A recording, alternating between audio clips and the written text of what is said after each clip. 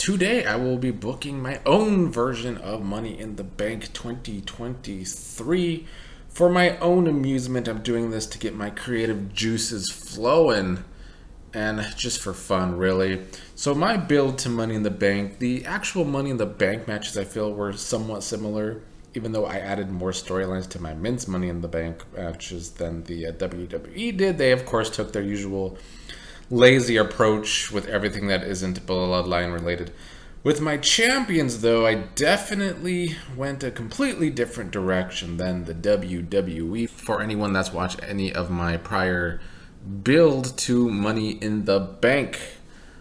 So here we go. Money in the Bank 2023. We're going to kick it off with the women's Money in the Bank match. These are the people in the match, once again, to remind everyone. Skye, Bayley, Mia Yim, Zelina, Vega, Becky Lynch, Zoey Stark, Raquel Rodriguez, and Chelsea Green. To recap, my really only story here was that Chelsea Green was being a Karen trying to get Raquel Rodriguez kicked out of the match.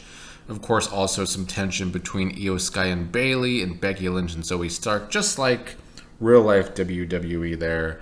Now, here is the storyline I have going into this match. At the start of the match, during the entrances, Zelina Vega's entrance is last, but Lacey Evans attacks her and tries to injure her. I built up Lacey Evans as like an extreme conservative to get that storyline going, something that WWE would not do because it's so easily cancelable. And like I said, I don't blame the WWE. Society right now, you can't actually put this on TV, even though they're characters and even though it's just like real life on social media. Anyway, after being injured by Lacey Evans, Zelina still wants to compete, but she is taken to the back. So I would want this match to be an all-out war with no real frontrunners throughout the match. Of course, Becky Lynch and Zoey Stark would have to stop each other many times. Chelsea Green keeps stopping Raquel Rodriguez from winning, which can play into their storyline.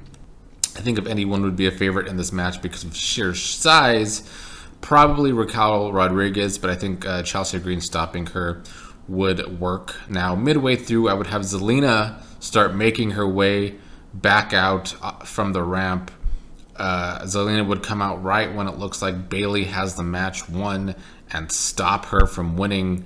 Get a double pop from the crowd, hopefully, with Zelina coming back out after being possibly injured. Plus, she's stopping Bayley from winning. Towards the end, when it looks like Becky has the match won, Trish Stratus gets involved to stop her, which makes it look like Zoey Stark is about to win the match, but I would have Skye stop her last minute, kind of doing something high-flying, jumping on the ladder if she could do it. And then I would have Skye look like she's about to have it won, and then Bayley pushes over the ladder, stopping her supposed partner from winning. I had them kind of talk about it leading up to this match that one of them should win, even though Bayley's saying they should help Bayley win.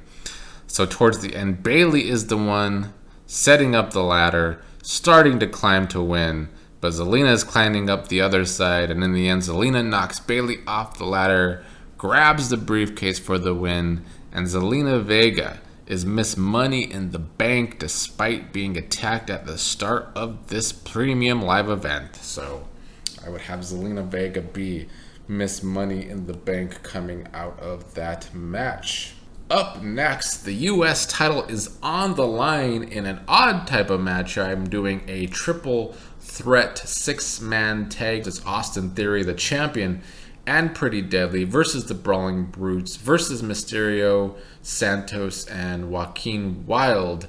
I set this match up to recap with Austin Theory always trying to get help from Pretty Deadly in his matches for the U.S. title prior, or just matches against Brawling Brutes members and LWO members. There's also been interfighting between LWO and the Brawling Brutes as everyone's trying to get a shot at the U.S. title here.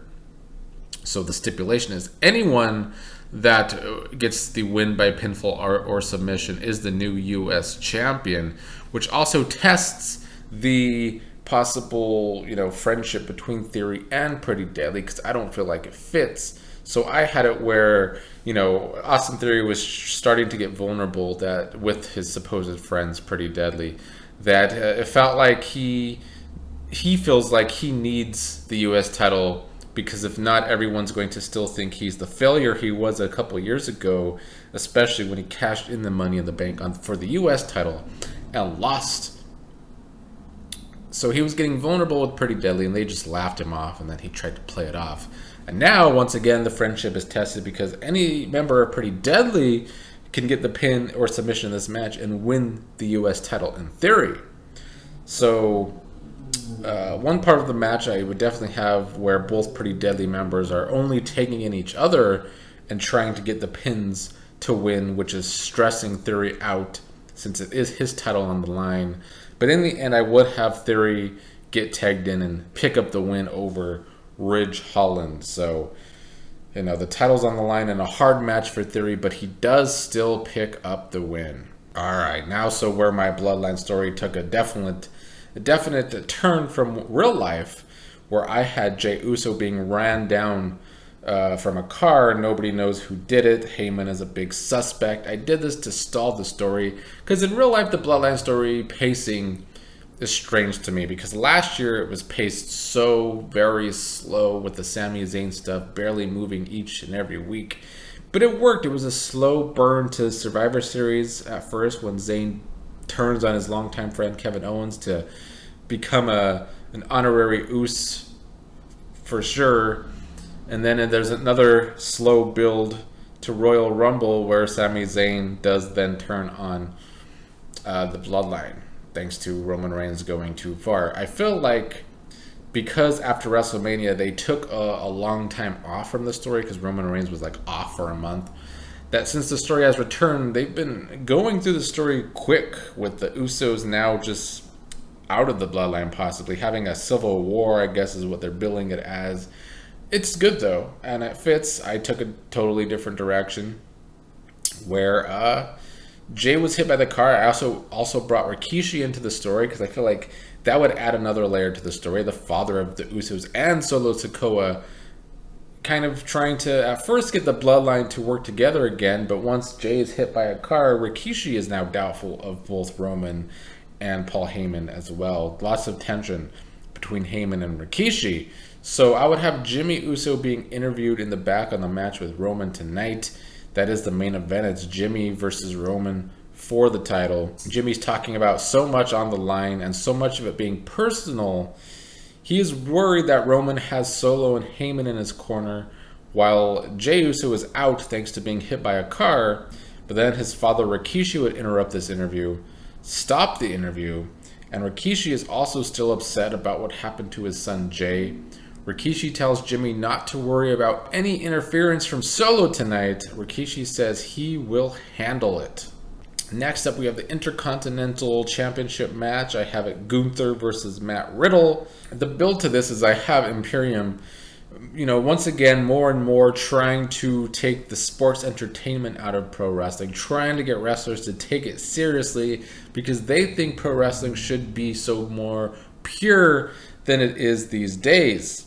One of those people, they beat up the maximum male models, trying to beat the sports entertainment out of them, basically. And they're just basically trying to suppress people's personalities, including Riddle, on this voyage that Imperium is on. Now, I would have, Riddle's going to get his shit in this match, but I want it to be a pretty easy win for Gunther in the end. I want Gunther to still be being built up as a pretty dominant Intercontinental Champion, and just a couple months away from being the longest reigning Intercontinental Champion of all time. Next up, it's Dominik Mysterio and Rhea Ripley versus Natalya, Neidhart, and Harry Smith Jr.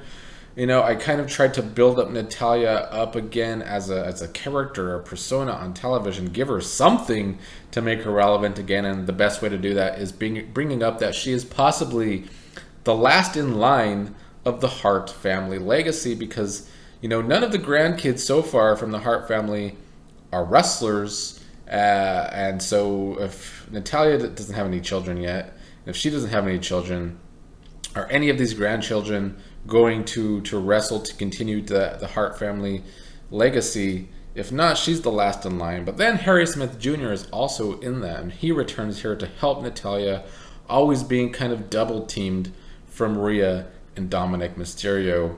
So to set up this match, I would have, this is, taking place in London. So Harry and Natalya come out to the British Bulldog theme music for this special little attraction match.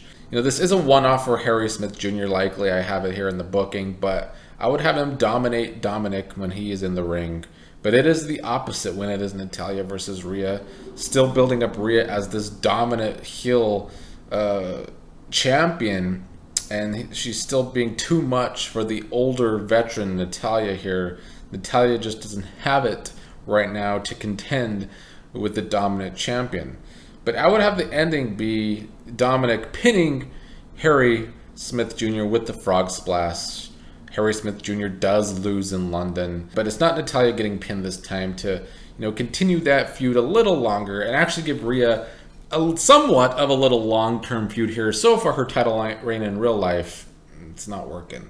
Next up, the men's Money in the Bank match. I have Dawkins versus LA Knight versus AJ Styles versus Bobby Lashley versus Logan Paul versus Cody Rhodes versus Ricochet versus Johnny Gargano.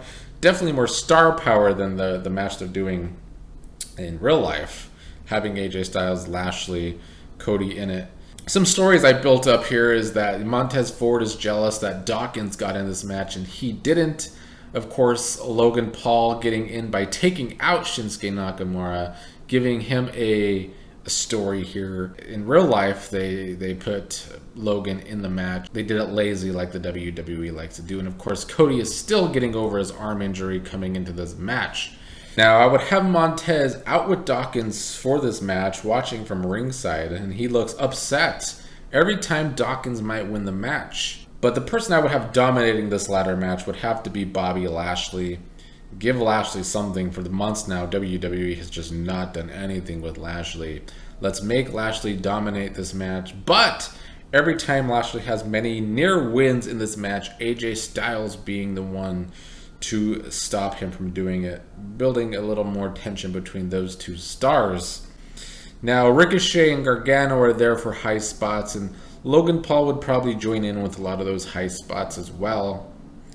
Cody's story in the match is possibly re-injuring his arm, thanks to the ladder. Somebody in the match, maybe even Logan Paul, can try and re-injure Cody's arm with the ladder, since Cody is still getting over that arm injury. Another story for Cody is that, he has to climb the ladder kind of slowly because he only has that one arm, being in so much pain. But it does look like Cody's going to win this match towards the end with my end spot. But it is LA Knight that stops Cody, pushes him off of the ladder. Everybody's getting behind LA Knight, of course. It looks like LA Knight has the match won and finally has his moment that the fans want. He reaches for the briefcase only to be stopped by Logan Paul, who climbs up, gets him off, and Logan Paul grabs the briefcase and becomes Mr. Money in the Bank. Logan is a great natural villain. He can get heat here by taking out the person everyone is starting to get behind to support him to win this match in LA Knight. I like that. I like that booking there. And I could see it in real life. Logan Paul winning the Money in the Bank. Next, we go back in the back again for a segment where Paul Heyman is approaching Rikishi because Roman wants to talk to him. Roman wants to know if Rikishi believes he nor Heyman had anything to do with what happened to Jay. So Rikishi does talk to Roman about this, and Rikishi says he believes Roman. So once again, there's more tension between Rikishi and Paul Heyman here. Rikishi says that he nor the elders want interference tonight. It should just be Jimmy versus Roman 1-on-1. Next up is the match for the Tag Team Championships. Kevin Owens and Sami Zayn versus Damian Priest and the newest Judgment Day member, J.D. McDonough. That's been the build of this match, is that Judgment Day has been trying to take over Raw. They're trying to win the tag titles from Kevin Owens and Sami and also win the heavyweight championship from Rollins with Finn Balor involved with that. This match is more to point out J.D. McDonough's over-aggression and that would be the end result. JD would get himself disqualified in the match when he won't stop trying to hurt Sami Zayn. He's not doing ref breaks. So Kevin Owens and Sami Zayn win by disqualification, but I would have JD McDonough do a number on Sami Zayn's, we'll just say, leg here. This could also be like a shorter match because I put a lot more matches on my premium live events than the actual WWE, which likes to stick with like 5 or 6 matches per event. I think 8 or 9 is a good number, if not more. I guess I'm more like Tony Khan where that is concerned, unfortunately. But if you could have shorter matches to get the card still around 3 hours. The WWE used to do that all the time. Next up would be the heavyweight World Championship match between the champion Seth Rollins and Finn Balor. Once again, the story is that Judgment Day is trying to take over Raw by taking the titles, but I would have Rollins retain this match with a stomp. After the match, Judgment Day is attacking Rollins. The numbers game is strong against Rollins, but a returning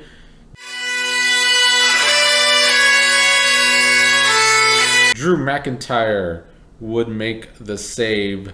McIntyre is on Raw. I don't know if he will be returning anytime soon. There's allegedly bad contract negotiations going on, but it's a good moment for Drew to return in England. Next up, the Women's Championship. The WWE Women's Championship is on the line. Asuka versus Shotzi. The story here is that Asuka, who now has some help in Isla Dawn and Alba Fire, a possible stable between those three. They're looking to what they can do to better themselves on the main roster. They do all that magic shit. I had them use a magic to try and find out who they should turn to. They turned to Asuka. They also help Asuka get out of a match with Bianca Belair. And the story is that Belair's been shot in the eyes by Asuka's miss so much that she has an eye injury and can't compete in this match. Shotzi's another person they've been beating down, so Shotzi gets the match here, but it would be a quick match because I would have Isla Dawn and Alba Fire out to distract Shotzi, and Asuka gets a win after Misk and an Asuka lock. I've also been building up Asuka as more of a villain to get the entire crowd to turn on Asuka. She's supposed to be a villain. The Smarks want to watch Asuka wrestle, but I've had Asuka get out of every match on SmackDown, and now a short match here at the pay-per-view or premium live event. And now it's a 3-on-1 beating on Shotzi. But Bianca Belair makes the save. But after a while, Bianca also has an eye injury, so she can't overpower the group by herself, even though she does have the strength, and she does for a while. But the numbers get the best of Bianca too.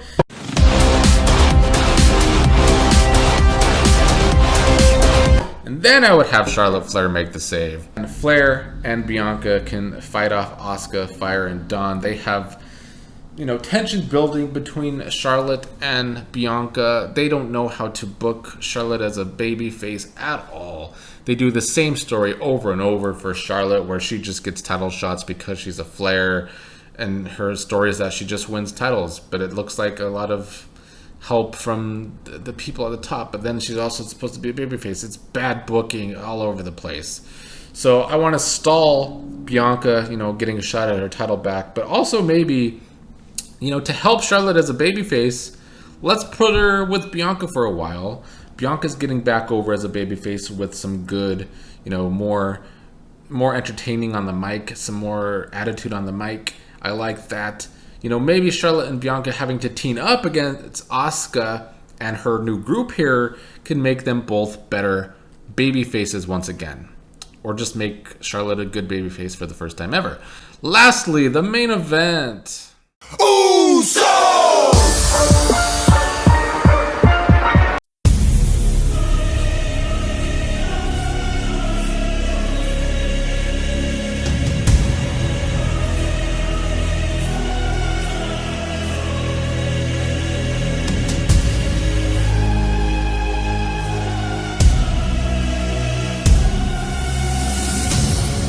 It is for the Universal title, Roman Reigns versus Jimmy Uso.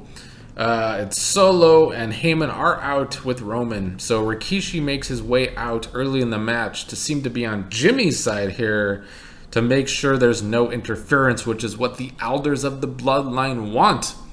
Roman dominates the start of the match, but Jimmy should get momentum as the match goes on, as Jimmy won't back down from Roman in this match. Now there would be a spot where Roman spears the ref by accident, or at least seems by accident, but it might have been on purpose because Jimmy was building momentum in the match on Roman. Roman asks for Solo's help while the ref is down, but Rikishi stops it from happening. Heyman does get involved, hitting Jimmy with the belt. Rikishi is upset again with Heyman, but there is a count by the ref. The ref is back up, and Jimmy's covered by Roman, but he kicks out of the 3 count after being hit by the title. But by that point, Roman is in control, and a spear puts Jimmy away for the 3 count. So Roman retains over Jimmy, thanks to Heyman. More layers to the bloodline here is what I'm trying to get. You know, Rikishi is involving the elders in the match here because he is an elder, and it's his son's involved in all of this. And there's tension between Heyman because maybe Heyman is the main suspect still for what happened to Jay. I think we need to just keep stalling the story. I know the WWE is not stalling it as much as they were. I don't actually understand why, because the ratings, the quarter-hour ratings for Bloodline segments on SmackDown are some of the most consistently strong ratings the WWE has had in years. So why not keep the Bloodline around? Because it is a ratings get, and otherwise the rest of your show sucks. So it's weird.